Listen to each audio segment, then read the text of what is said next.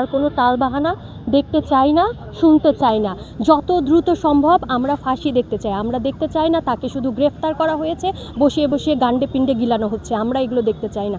আমরা দেখতে চাই আমার বোন ছটফট করতে করতে যেভাবে মারা গিয়েছে, আমার এই ফুলের মতো বোনটি যেন জান্নাতে বসে হাসতে পারে, তার সঠিক বিচার, তার হত্যাকারীর সঠিক বিচার দেখতে পারে। আমরা চাই অতি দ্রুত, যত দ্রুত সম্ভব হয় যাতে তার ফাঁসি কার্যকর করা হয়। সেই তনু হত্যা থেকে দেখেছি আসিয়া এবং পরবর্তীতে রামিসা সবার ধর্ষককে গ্রেপ্তার করা হয়, কিন্তু আইনের মার পেছে তারা সবাই বেঁচে যায়।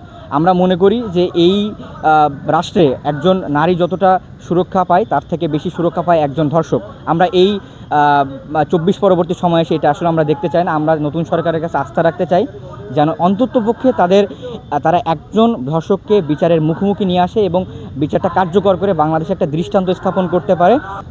আমরা আজকের এই মানববন্ধন থেকে একটি ঘোষণা দিতে চাই যে বাংলাদেশের সরকার পরিবর্তনের সাথে সাথে মানুষের ভাগ্য কখনো পরিবর্তন হয়নি, আমরা পূর্বেও দেখেছি। এবং বাংলাদেশের আইনশৃঙ্খলা বাহিনীর কখনও সেইভাবে উন্নয়ন এবং উন্নতি আমরা কখনো দেখিনি, যে উন্নতির মাধ্যমে আমরা কখনো বাংলাদেশের সাধারণ মানুষ তাদের ন্যায্য অধিকার এবং নিরাপত্তা নিশ্চিত করতে পারবে এবং সেটার জন্য প্রতিষ্ঠিত হতে পারে।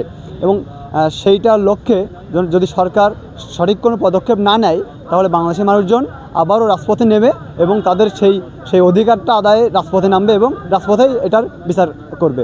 আমাদের শিশু বোন রামিসার উপরে এবং একই ঘটনার বারবার পুনরাবৃত্তি ঘটার কারণ হচ্ছে দৃষ্টান্তমূলক শাস্তি এবং আইনের গাফিলতি। এই দুইটা যদি নিশ্চিত করা হতো তাহলে আজকে হয়তো আমাদেরকে এখানে এসে আবার একত্রিত হয়ে প্রতিবাদ জানাতে হতো না। আজ আমাদের লজ্জা হয় এই ঘটনাগুলো দেখলে একজন পুরুষ মানুষ হিসেবে নিজেদেরকে পরিচয় দিতে।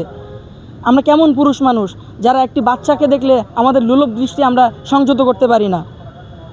আমি চাই আজকে আমাদের প্রশাসন এবং আমাদের সরকারের কাছে যেন এই ঘটনার কোনো পুনরাবৃত্তি না ঘটে এবং এই যে ধর্ষক এবং অপরাধীদের আইনের আওতায় এনে দৃষ্টান্তমূলক হত্যাকাণ্ড, তাদের ফাঁসি এবং তা যদি তারা করতে ব্যর্থ হয় তাহলে আমাদের হাতে ছেড়ে দিক, আমরাই জনতা তাদের বিচার করে নেব।